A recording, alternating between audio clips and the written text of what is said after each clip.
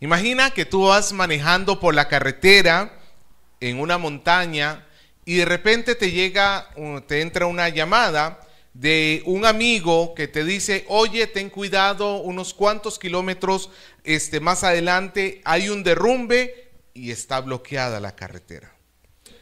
Tú vuelves a ver alrededor y dices: no veo ningún derrumbe. ¿Qué decisión tomarías?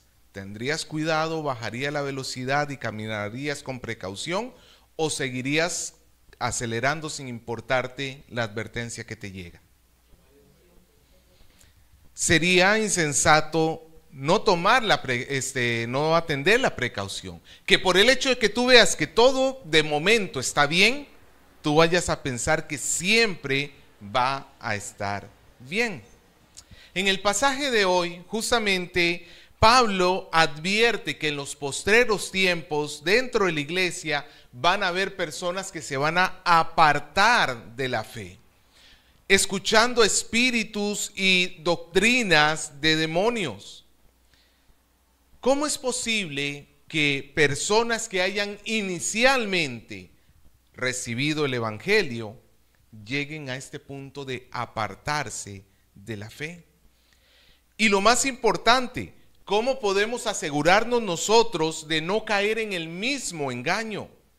Hoy vamos a ver cómo la advertencia del apóstol Pablo nos sirve incluso a nosotros hoy, y cómo la libertad que tenemos en Cristo Jesús nos protege de las mentiras que nos rodean constantemente. Vamos a analizar la fuente del engaño, vamos a analizar la naturaleza de los falsos maestros y vamos a ver cómo mantenernos firmes disfrutando de la libertad que Dios nos ha dado. Si tú te recuerdas, al final del capítulo 3, Pablo mostró la verdadera naturaleza de la iglesia. ¿Cómo se le llamó a la iglesia al final del capítulo 3? A ver, revise. La iglesia del Dios viviente, ¿cierto? Pero algo relacionado con la verdad. Columna y baluarte, que habíamos dicho que significa que es la columna y el fundamento de la verdad. La iglesia está llamada a sostener la verdad. Pero esa verdad que se nos ha encargado a nosotros como pueblo de Dios está constantemente amenazada. Y nosotros como iglesia constantemente se nos está invitando para que reemplacemos esa verdad con la mentira. Y no estoy hablando simplemente de peligros externos, como por ejemplo un político que quiera que la iglesia sea más tolerante hacia el pecado. Por ejemplo, en este viaje que he tenido, uno de los pastores, amigo mío, mencionaba cómo ha habido proyectos de ley para evitar que los padres traigan a sus hijos a la iglesia, que por ley un papá no pueda llevar a su hijo a la iglesia, que si quiere ir a la iglesia vaya él solo, pero sus hijos no los puede llevar. Eso es una amenaza contra la verdad de Dios. Pero Pablo está pensando más que en amenazas externas. Pablo está pensando en amenazas internas, en cómo dentro de una iglesia pueden brotar falsos maestros que van a terminar engañando a falsos creyentes. Mira lo que dice el versículo 1. Pero el Espíritu dice claramente que en los postreros tiempos algunos apostatarán de la fe. Mientras que Timoteo y muchos de los verdaderos creyentes de Éfeso van a perseverar en la fe, el Espíritu Santo está dando voces de alerta a Pablo en una revelación particular. En este caso, el Espíritu Santo está hablándole concretamente está hablando sin lugar a dudas, dice Pablo, claramente de que hay un peligro que está cerca. ¿Cuál es el peligro que tienen los efesios? Cerca. la apostasía. ¿Qué significa apostatar o apostasía? ¿Ah? Negación a la fe. Literalmente significa separarse. Es la misma palabra en griego para lo que llamamos divorcio, una separación. Está hablando de personas dentro de las iglesias que en un inicio han creído en Dios. Puede ser que sean personas que incluso estén sirviendo a Dios. Pueden ser incluso obispos y diáconos, como lo hemos visto en semanas anteriores. Pero en un momento dado, su pensamiento comienza a alejarse, a separarse de la sana doctrina que ellos han recibido. Ahora, esta advertencia que está haciendo Pablo no es nueva. A los mismos efesios, muchos años antes, está registrado en Hechos capítulo 20, versículo del 28 al 30, estas palabras, y las voy a leer en la Nueva Traducción Viviente. Escucha lo que Pablo le dice a los mismos efesios. Entonces, cuídense a sí mismo y cuiden al pueblo de Dios. Eso le estaba hablando a los líderes de Éfeso. Alimenten y pastoreen al rebaño de Dios, su iglesia comprada con su propia sangre, sobre quien el Espíritu Santo los ha designado líderes. Sé que después de mi salida vendrán en medio de ustedes falsos maestros como lobos rapaces, que no perdonarán al rebaño. Incluso algunos hombres de su propio grupo se levantarán y distorsionarán la verdad para poder juntar seguidores. Escucha, de tu propio grupo, dice Pablo a los efesios, de entre ustedes se van a terminar levantando falsos maestros. Esto me recuerda como cuando Jesús le dijo a los discípulos, uno de ustedes me traicionará. Y todos se volvían a ver entre sí y decían, ¿seré yo maestro? ¿Seré yo maestro? Ninguno sabía, no es que todos dijeron, sí, Judas, Señor, ya lo sabemos. No, no sabían que iba a ser Judas. Pero todo el mundo estaba con la advertencia, en medio de ustedes hay un traidor. En medio de los efesios habían personas que en apariencia se veían como verdaderos creyentes consagrados, pero darles un poco de tiempo e iban a sacar su verdadera naturaleza. Eso me asusta. Eso me asusta. Porque nosotros no estamos lejos de este tipo de amenaza. Que hoy uno de nosotros, quizás yo mismo, Dios no lo quiera, pero uno de nosotros que está aquí sentado, su corazón comience a ser cautivado por falsas enseñanzas. Y lo que en algún momento declaramos que era la verdad, nos apartemos de ello y comencemos a seguir la mentira. El peligro no había pasado para los efesios, sino que Pablo dijo que en el versículo 1, ¿cuándo iba a suceder esto? En los postreros tiempos. ¿A qué se refiere Pablo con los postreros tiempos? Esta es una expresión que ya la hemos visto en varios lugares de las Escrituras. ¿Alguien se acuerda qué significan los postreros tiempos?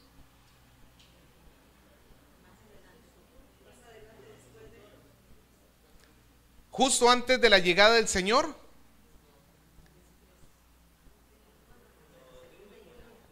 ¿Ah?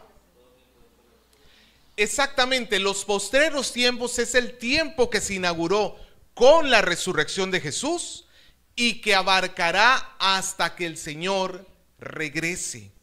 En otras palabras, ahora estamos viviendo en los postreros tiempos. ¿Cómo sabemos esto? Fácil, por ejemplo, cuando Pedro está dando su predicación en Hechos 2 acerca de la venida del Espíritu Santo, dice que en los últimos días el Espíritu iba a ser derramado. Y se está refiriendo al suceso de Pentecostés, no a un suceso que iba a suceder, que iba a acontecer antes de la venida del Señor Jesucristo. La palabra postreros tiempos usualmente la asociamos como con el día final, pero en realidad en la Escritura está asociada con esta era que a nosotros en particular nos ha tocado vivir, desde el día que Jesús resucitó hasta el día que Él regrese. Y en toda esta etapa, Pablo dice que va a haber una característica común. Van a haber personas que en apariencia van a parecer cristianos verdaderos, pero que van a terminar apostatando de la fe. No solamente que es que se levantan falsos maestros, sino que esos falsos maestros van a engañar a falsos cristianos. Y estas personas que en un momento proclamaron su fe en Jesús, se va a evidenciar que esa proclamación fue falsa, no fue verdadera, no fue sincera, porque se terminaron apartando del Señor. Y esta es una constante que vemos a lo largo de la historia. Movimientos o religiones que hoy en día tenemos, como por ejemplo los testigos de Jehová, los mormones, son creaciones de personas que un día estaban en una iglesia sentados como tú y como yo, pero que comenzaron a apartarse de la sana doctrina para crear su propio Dios a su imagen y semejanza. Y arrastraron a personas de sus iglesias, apartándolos del Señor.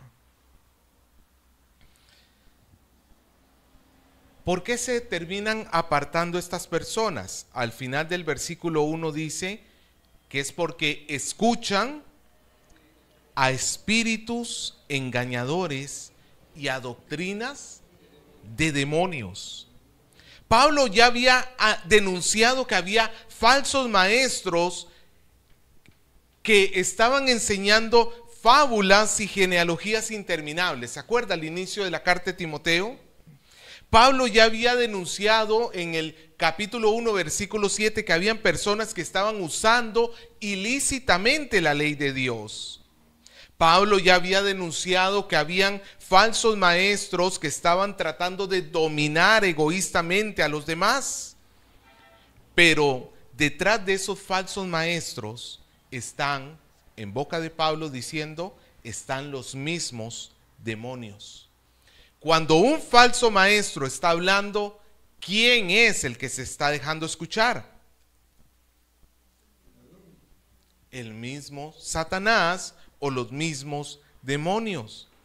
Las falsas doctrinas que algunos en la iglesia estaban por recibir con tanto agrado no son otra cosa que palabras de espíritus engañadores y de doctrinas de demonios. Espíritus engañadores, doctrinas de demonios. La primera línea, espíritus engañadores, está enfatizando cuál es el propósito de estas enseñanzas. ¿Qué era lo que estaban buscando? Engañar. Pretenden llevar por un falso camino. Te dicen que te van a llevar a un lugar, pero a final de cuentas terminan llevándote a otro. Y la segunda línea, doctrinas de demonios, nos enfatiza la naturaleza de estas doctrinas, de quién provienen. No son doctrinas que se originan en el corazón de Dios, no tienen nada que ver con la sabiduría de Dios, sino que son engendradas en los mismos infiernos. El primer ejemplo de esto lo tenemos en el mismo jardín del Edén. ¿Qué le dijo Satanás a Eva? El día que comieres, serás como Dios. Le prometió un camino, le prometió un destino, pero sus palabras eran falsas. Esto que le prometió Satanás no fue otra cosa que un vil engaño. Ellos fueron engañados completamente. Se les prometió la vida y ¿qué obtuvieron? Muerte. Se les prometió libertad y ¿qué obtuvieron? Esclavitud. El autor del engaño es Satanás mismo. No por nada Jesús lo llamó padre de mentira. De esta misma manera, aunque con engaños nuevos, los postreros tiempos van a estar caracterizados por presencia de doctrinas engañosas, invenciones de la misma boca de Satanás. Pero los demonios no hablan directamente. Imagínate que Satanás se te presentara delante tuyo y te dijera algo. ¿Tú le creerías? Primero sales corriendo, ¿no es cierto? Satanás o los demonios no van a hablar directamente con nosotros, sino que hablan a través de falsos predicadores. Mira el versículo 2. Por la hipocresía de mentirosos que teniendo la conciencia cauterizada. Mira cómo Pablo los llama a estas personas. Dice que son personas hipócritas y mentirosas. No son títeres. No es que ellos están hablando sin darse cuenta de lo que están diciendo. No es que están siendo manipulados contra su voluntad. No. Ellos lo están haciendo intencionalmente. Pablo los llama hipócritas. Un hipócrita es aquel que monta un espectáculo delante de los demás. Aquel que hace un teatro. Aquel que interpreta un papel que es ajeno a él mismo. Y son hipócritas y mentirosos. Ellos saben que el camino es a muerte, el fin del camino es la muerte, pero fingen que están buscando el bien de la iglesia. Son, como dijo el Señor Jesucristo, lobos disfrazados de ovejas. Pero son personas que terminan haciendo daño a la congregación. Ellos van a hacer daño y no les va a importar. Dice que tienen la conciencia cauterizada. ¿Tú sabes lo que significa cauterizar?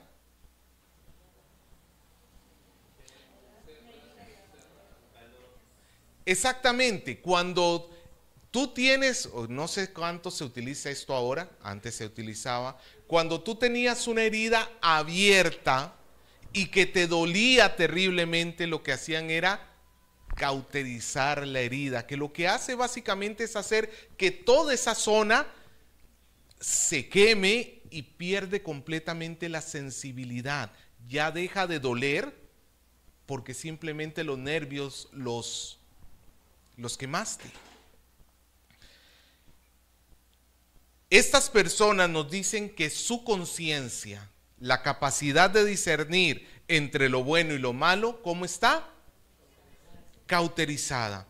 Van a tener temor o van a tener, van a sufrir por llevar al pueblo de Dios a la muerte.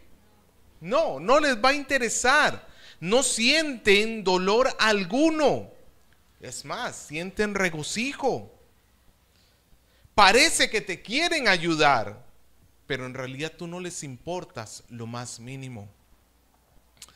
En las costas de todo el Caribe es común encontrar un árbol bastante grande y hermoso. Usted sabe que el Caribe es un lugar tropical y como lugar tropical es caliente. Y cuando tú estás en un lugar muy caliente, ¿qué es lo que buscas? ¿Ah? Algo fresco, un lugar donde refugiarse, ¿no es cierto? De ese intenso calor. Pues hay un árbol bastante grande, hermoso, que ofrece una sombra muy apetecible y tras de eso está lleno de unas manzanitas que son dulces. Este árbol se llama manzanillo de arena.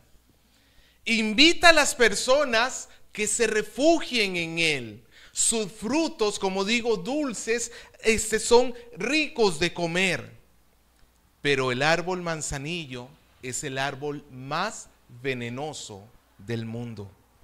La savia de este árbol es capaz de crearte erupciones en tu piel, incluso de provocar ceguera temporal. Y si tú te comes una de estas manzanas, vas a tener diarreas y vómitos que pueden terminar en tu misma muerte. El manzanillo de arena parece ser un árbol bueno, pero termina siendo un árbol mortal para todo aquel que se refugie en él. Lo mismo sucede con estos falsos maestros. Parecen ser el camino, parecen ser los adecuados, externamente se ven virtuosos, pero representan un peligro para la misma iglesia. El problema no solamente está en el carácter que es hipócrita y mentiroso, sino mira lo que dice el versículo 3. ¿Qué es lo que van a hacer estas personas? Prohibirán casarse y mandarán abstenerse de alimentos que Dios creó. Pablo está dando dos ejemplos de estas falsas doctrinas de estos hombres. Estos falsos maestros mandarán a los creyentes que no se casen. Esto entiéndase, que no tengan relaciones sexuales. Y mandarán a abstenerse de alimentos, ya sea de algunos alimentos, no comas esto, no comas esto, no comas esto, o abstenerse de todo tipo de alimento por un tiempo, como grandes ayunos. ¿Y en qué sentido es que está hablando Pablo esto? Porque usted dirá, entonces mi médico es un falso maestro, porque me ha dicho que ya no coma pan. No estamos hablando de ese tipo de restricciones. Estos falsos maestros están prohibiendo estas cosas porque ellos están pensando que a través de la abstención se logra la santificación. Esto es lo que algunos siglos después de la era de Pablo se llegó a llamar ascetismo. Un asceta es una persona que piensa que a través del duro trato del cuerpo puede llegar a tener santidad, puede llegar a ser santo. Tú has visto, por ejemplo, a personas que que pagan penitencias a Dios, por ejemplo, golpeándose la espalda hasta sangrar para perdonar sus pecados. Eso es ascetismo. ¿Has visto personas que caminan kilómetros y kilómetros para llegar hasta tal iglesia? No pudiéndolo hacer en bus o en lo que sea, no, ellos lo hacen caminando. Eso se llama ascetismo. El ascetismo es el duro trato del cuerpo, porque la premisa es que ellos entienden de que la materia es mala.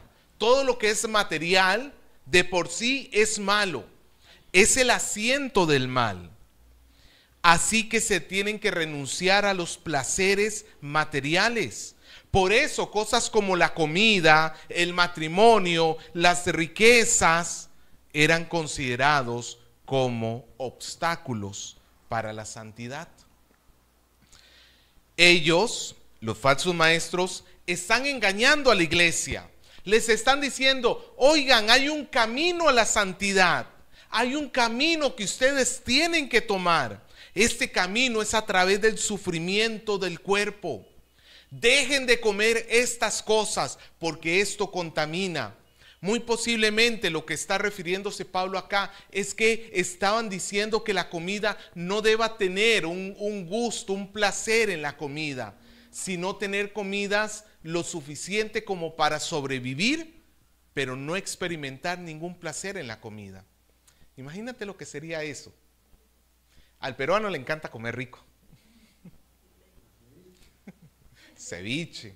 Allá en el norte he comido, hermano, he probado por primera vez chivo.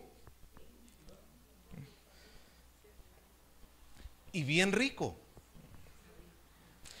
O sea, no solamente es que los ingredientes están ahí, es que la persona los ha preparado bien y está bien sazonado. Y una de las cosas que más disfrutamos, porque ¿cuál de ustedes come para sobrevivir? O sea, yo sé que usted come para sobrevivir, sí, pero no solo come para sobrevivir. Usted come para, o sea, con placer en la comida. De ahí que decimos, esto no me gusta, y lo dejamos de lado. Sí, ¿qué pasa cuando la comida no sabe a nada? Sí sabes que igual vas a sostener tu vida si la comes, pero no nos gusta porque no nos está generando placer. Ese placer en sí mismo, Dios nos lo ha dado, Dios nos lo ha puesto. No es malo en sí mismo. El problema es cuando ponemos ese placer sobre todas las cosas. Ahí sí hay un problema. Pero experimentar ese placer en un orden correcto no es problema.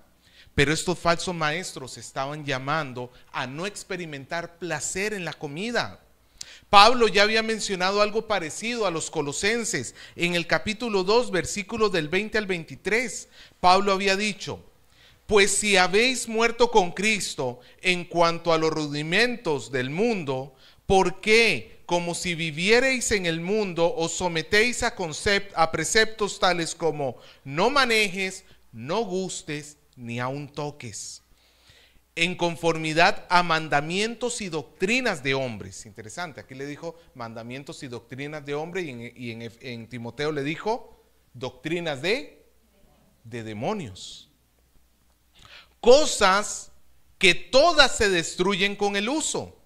Tales cosas tienen, a la verdad, cierta reputación de sabiduría, en culto voluntario, en humildad y en duro trato del cuerpo. En otras palabras, sí, los que se abstienen de estas cosas aparentemente son personas virtuosas. Pero Pablo dice, pero no tienen valor alguno contra los apetitos de la carne. Déjame decirte algo, si tú estás ayunando, por ejemplo, porque tú piensas que con el ayuno vas a someter tu carne, esa no es la forma correcta. El ayuno no es para someter la carne, los deseos de la carne. El ayuno es para, en todo caso, pasar más tiempo con Dios, pero no para someter la carne. Estas son cosas inútiles, no tienen efectividad alguna. No cambian la naturaleza pecaminosa del hombre. ¿Qué es lo único que puede cambiar la naturaleza del hombre? Cuando el Espíritu revela a Cristo en el corazón del hombre. Cuando el hombre se ve impactado por la obra del Señor Jesucristo. El creyente no solamente es salvado por Cristo, sino que es santificado solo por Cristo. No son las cosas que hacemos las que determinan la santidad, porque nosotros somos santos en Cristo Jesús. Es su vida la que me preserva a mí hasta el final. Es su obra. Yo no tengo que añadir cosas para poder permanecer en Cristo. Es Él guiándome. Es Él sosteniéndome. Ningún esfuerzo mío en sí mismo es obligatorio, es necesario. Esto no significa que no perseveremos en la gracia, pero no lo hacemos como quien aporta su parte, sino lo hacemos en respuesta a lo que Dios está haciendo. Como diría Pablo a los Efesios, nosotros no somos salvos por buenas obras, sino para buenas obras. Nuestra vida de santidad no es porque queramos aportar algo a la obra de Cristo, sino porque estamos respondiendo correctamente a la obra de Cristo en nosotros. Pero estas falsas doctrinas te ofrecen algo que es falso. No sé si tú has visto, el otro día estaba viendo en internet una serie de falsas publicidades y una persona fue a un supermercado a comprar un sándwich que parecía que tenía relleno, pero a más no poder. El sándwich estaba empaquetado completamente, pero solo dejado de la parte del frente y se veía así de relleno.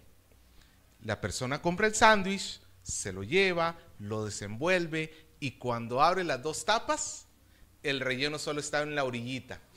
El resto del sándwich estaba vacío, pero solo estaba en la orillita para engañar. Eso es lo que sucede con estas personas. Te hacen creer que a través de estos sacrificios tú vas a ser más santo, pero nos llevan a alejarnos de la libertad que tenemos en Cristo Jesús. Amado hermano, en Cristo Jesús somos libres y no podemos permitir que se nos trate de limitar esa libertad con el propósito de tener mayor santidad. Mira el versículo 3 como continúa, dice: prohibirán casarse y mandarán abstenerse de alimentos que Dios creó para que con acción de gracias participasen de ellos los creyentes y los que han conocido la verdad. Nunca, ni en un solo momento de la historia, Dios ha declarado el matrimonio como algo malo o algo inconveniente a los hombres en términos generales. Es cierto que hay ciertas prohibiciones en algunas formas de matrimonio. Por ejemplo, Levítico 18 restringe que una persona no se puede casar con un familiar, lo que sería una relación incestuosa. ¿Por qué? Pues ahora sabemos que hay graves problemas genéticos de por medio. Por ejemplo, también estaba prohibido que el pueblo de Dios, que los israelitas se casaran con ciertos paganos, pero era porque aquellas personas paganas iban a desviar el corazón de Israel. El problema no era el matrimonio, el problema era la idolatría de esos pueblos paganos. Y por ejemplo, a los sacerdotes israelitas se les prohibía casarse con rameras. ¿Por qué? Porque obviamente ellos estaban reflejando la santidad de Dios y no podían hacer algo de esa manera. Pero note que eran prohibiciones en el matrimonio por cuestiones específicas, pero nunca Dios ha manifestado que el matrimonio en alguna forma sea malo. Al contrario, cuando Dios lo creó, cuando Dios creó el matrimonio, cuando Dios hizo a Adán, ¿cuál fue el pensamiento de Dios? ¿Es bueno que el hombre esté solo? No, todo lo contrario. No es bueno que el hombre esté solo. Le haré ayuda idónea. Y cuando creó hombre y mujer, el Señor dijo que era bueno en gran manera. El escritor de Hebreos nos dice: honroso en todos sea el matrimonio y el lecho sin mancilla. Por otro lado, aunque es bien conocido que los judíos tenían una dieta ordenada por Dios, esa dieta solamente estaba en vigor bajo el Antiguo Testamento, porque esa dieta especial que tenían los judíos tenía la función de señalar a Cristo, pero después de la resurrección ya no era necesario conservar aquella dieta. ¿Cómo lo sabemos? Por el mismo apóstol Pedro. ¿Te acuerdas cuando en Hechos 10 él tiene una visión que Dios baja un lienzo lleno de animales, de todo tipo de animal, y el Señor le dijo: mata y come? ¿Y qué le dijo Pedro? No, Señor, porque yo nunca he comido nada impuro. Y el Señor le dijo: no llames impuro a lo que yo he santificado. Eso tenía una función dentro del antiguo pacto. El problema no era comer, el problema o lo que Dios quería era mostrar que Él estaba santificando, o que las cosas son santificadas en Él. Así que cuando Pablo dice que los alimentos que Dios creó para que con acción de gracias participasen de ellos los creyentes y los que han conocido la verdad, significa que Dios se complace en que nosotros nos alegremos, recibamos estas cosas. ¿Qué cosas? El matrimonio, que implicando la sexualidad, los alimentos y cualquier otra cosa de que traiga disfrute al corazón. Hay iglesias donde, por ejemplo, censuran, por ejemplo, el fútbol. Y un hermanito, para ver fútbol, cierra las cortinas de la casa, apaga las luces y se mete así, pone una sábana para tapar el televisor para que nadie vea y se ve ahí el partido de fútbol. Porque si alguien en la iglesia sabe que él está mirando fútbol, lo van a catalogar de idólatra. Es cierto que el fútbol para algunas personas es su ídolo. Y tú lo notas cuando prefieres el fútbol antes que Dios. Es cierto. Pero el fútbol no es el problema. ¿Dónde está el problema? En el corazón del idólatra. Es cierto que el placer sexual puede llegar a ser un ídolo. Es cierto. ¿Cómo lo sabes? Cuando prefieres el placer sexual fuera del orden de Dios. El placer sexual está hecho para estar dentro del matrimonio y como una forma de expresar el amor entre hombre y mujer. Pero mientras que se haga dentro de eso, es perfectamente válido y aprobado por Dios. Ni hombre ni mujer casados tienen que sentir pena alguna de poder tener una vida sexual satisfactoria y feliz. No es como los sacerdotes católicos, que se tienen que abstener de casarse, se tienen que abstener de la vida sexual, porque así van a ser más santos. No, la Biblia no enseña tal cosa. Les están limitando la libertad que Cristo les ha dado. Lo mismo sucede con los alimentos. No importa, amado hermano, imagínate un pancito con chicharrón. ¡Qué rico! Pero algunas iglesias ven eso y te dirían: idólatra, pecador, ¿cómo haces eso?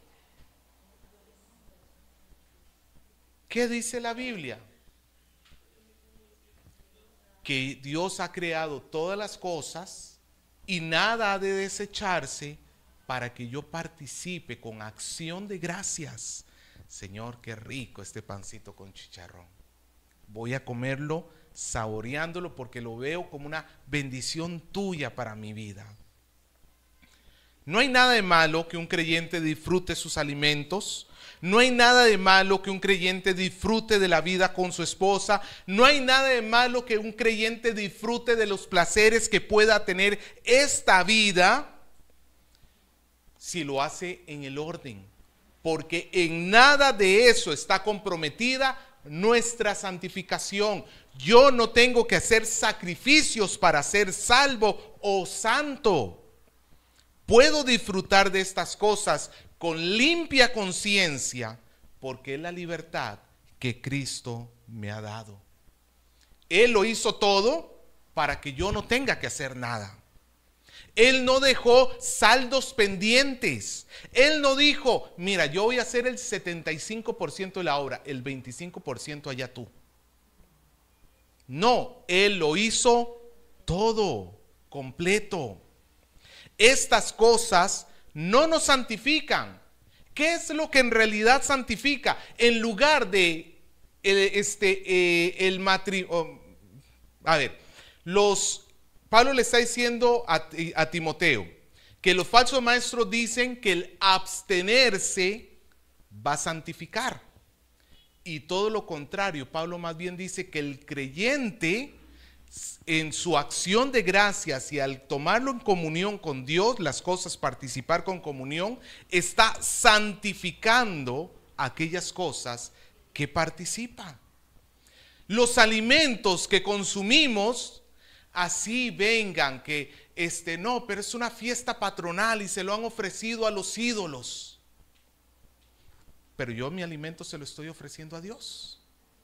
Señor, muchas gracias porque este alimento que estoy recibiendo, lo recibo agradecido. No a San Juan y San no sé cuánto, lo recibo agradecido a ti.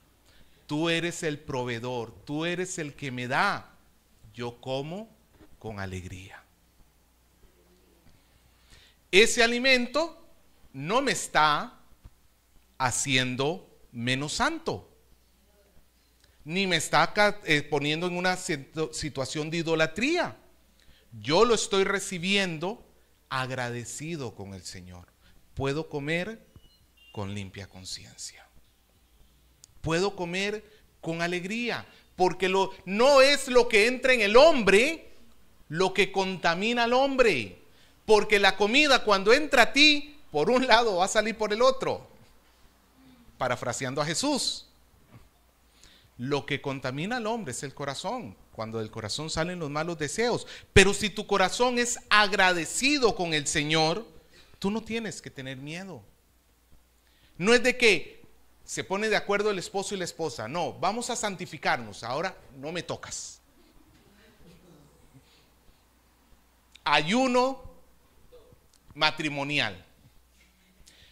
Pablo dice que eso más bien es exponer a la otra parte a la tentación. Pablo dice que esposo y esposa tienen que cuidarse para evitar ese tipo de cosas. No, amado hermano, no hay santificación en este tipo de abstenciones. No hay santificación en este tipo de cosas. Nosotros somos libres para disfrutar de las cosas que Dios ha hecho. Cuando tú agradeces a Dios, es como un círculo. Dios te provee algo, viene de arriba para abajo. Alimento, Dios te lo da. Esposa, Dios te lo da. Algún tipo de, no sé, el dinero, Dios te lo da. Tu casa, Dios te lo da. Tu carro, Dios te lo da. Todo viene de parte de Dios. De arriba para abajo. Y en la oración que estamos haciendo nosotros, yendo de abajo para arriba, Señor, gracias por mi alimento, gracias por mi casa, gracias por mi carro, gracias por... Estamos como cerrando un círculo donde Dios da y el cristiano recibe con gozo en agradecimiento a Dios. Y ahí dice Pablo que esas cosas son santificadas, se pueden disfrutar sin ningún tipo de problema. Puedes ver que el cristiano tiene libertad. Y no solamente se restringe a esto. Pablo diría, todo me es lícito, pero no todo me conviene. Tenemos toda la creación delante de nosotros para que nosotros disfrutemos de ella dentro de los límites que Dios ha establecido. ¿El alcohol es malo? Lo malo es emborracharse. Pablo le dice a Timoteo, toma vino por tu estómago. El problema es el emborrachamiento. Ahora, si tú has tenido un pasado muy alegre con el alcohol, tienes que tener cuidado porque un poquito puede ser que te lleve a más. Ahí sí te conviene abstenerte. Pero el problema no es el alcohol. El problema es lo que el corazón comienza a anhelar. Y por tu corazón te abstienes. Y eres sabio al hacerlo. ¿Comer es malo? No. Lo malo sería, por ejemplo, lo malo sería no comer, dice él. Malo es cuando no como. La comida innecesaria. En Costa Rica hace un tiempo, no sé si acá, Pizza Hut hizo una promoción de pagar como un buffet de pizza. Pagabas cierta cantidad y comías toda la pizza que querías.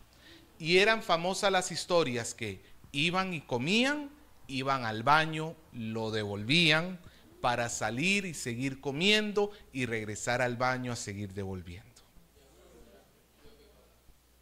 Sí, aprovechar, hasta el IGB le saco mi pago. Pregunto, ¿eso es correcto?